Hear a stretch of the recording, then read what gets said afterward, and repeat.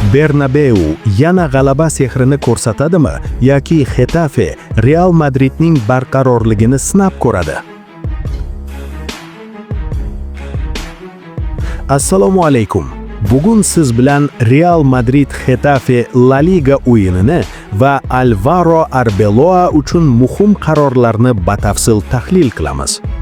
Agar sizga shunday qiziqarli va aniq futbol tahlillari yoqsa, videoga like bosib, kanalga obuna bo'ling. Dushanba kechqurun Santiago Bernabeu maydonida Real Madrid mahalliy derbi o'yinini o'tkazadi. O'yin tunda 01:00 da Real Madridning stadionida bo'lib o'tadi. Barcelona shanba kuni Villarrealni mag'lub etdi va endi Los Blancos 4 ochko ortda qolmoqda. Shu bois bu o'yinda g'alaba juda muhim. Farq bittaga kamayadi va peshqadamlik uchun kurash davom etadi. Ammo jamoa tayyorgarligi mukammal emas.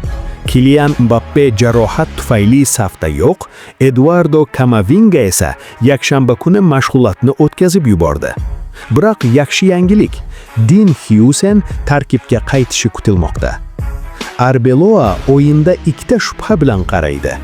Agar Camavinga tayyor bo'lsa maydonga tushadi, bo'lmasa Brahim Diaz o'rnini egallaydi.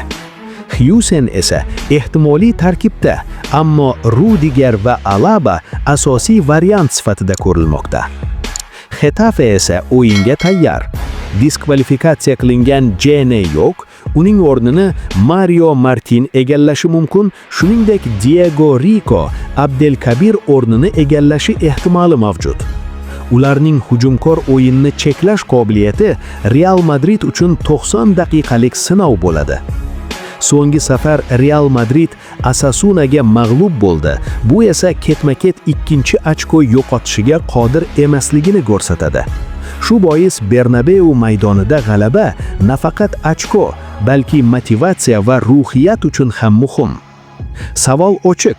Bu o'yinda Arbeloa qarorlari Real Madridni qutqaradimi yoki Getafe taktikasiga qarshi qiyinchiliklar yuzaga keladimi? Kim g'alaba qozonadi? Fikringizni kommentariyada qoldiring.